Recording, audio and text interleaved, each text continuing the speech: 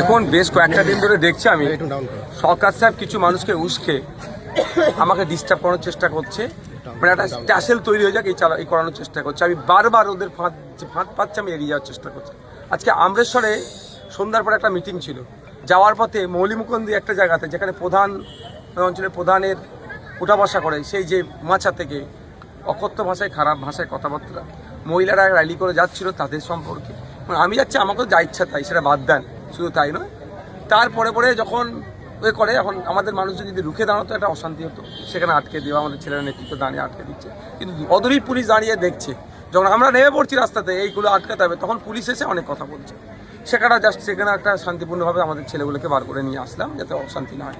এখানে প্রোগ্রাম চলছিল চরিশ্বরে, ব্যবসা 1 নম্বর অঞ্চলে। এখানে এসে প্রোগ্রাম ভালো চলছিল, এখানে গাড়ি ছিল, হঠাৎ থেকে এখানকার লাইট, এখানে এই মাঠে গাড়ি রাখা ছিল, এখানে লাইট বন্ধ। এখানে যে জাস্ট আমরা প্রোগ্রাম শেষ করবো, গাড়ি ছাড়বে, আমার ড্রাইভার বলছে যে লাইট বন্ধ করে দিয়ে, পিছন দিকে ইট ছুঁড়েছে, গাড়ি কাছে গাড়ি ভেঙে গেছে।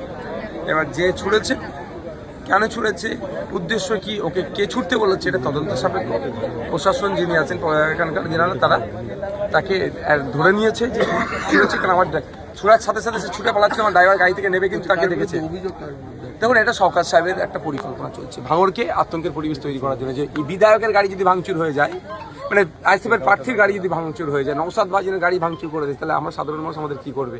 একটা ভয়ের বাতাবরণ তৈরি করতে চাইছি। তবে সরকার সাহেবকে বলবো, এই আমার গাড়ি হামলা চালিয়ে ভাঙড়ের মানুষকে ভয় দেখাতে পারবে না।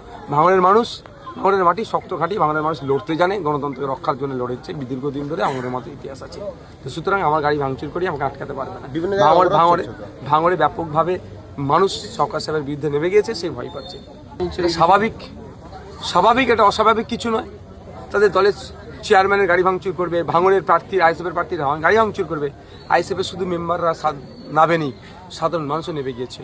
যখন আমার কাছে খবর আসলো প্রশাসনের পক্ষ থেকে এবং ভিডিও দেখেছি, একে ডিটেন করেছে, অ্যারেস্ট করেছে, তখন আমি সাথে সাথে আমার যে চ্যানেল থেকে আমরা মাল দিয়েছি, যখন গ্রেফতার করে নিয়েছে, তাহলে আর এটাকে কন্টিনিউ করার কোনো প্রশ্ন নেই, সেটাকে প্রত্যাহার করা হচ্ছে। অবশ্যই বলে দেওয়া হচ্ছে, সাথে সাথে মাইক ধরে বলেছি কি ঘটনা ঘটেছে, এবং আমাদের যারা নেতৃত্বের মাধ্যমে মেসেজ পাঠিয়েছি যে খবর তুলে নাও। এইটা চালাচ্ছে সরকার সাহেব।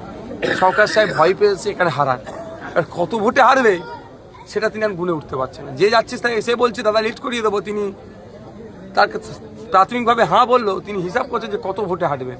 আগে উনি কত ভোটে হারাবেন ভেবেছিল, এখন যত দিন যাচ্ছে উনি নিজে কত ভোটে হারবেন সেই অঙ্ক করছে। সেই আতঙ্কে এই ধরনের হামলা চালাচ্ছে তার লোকজনকে।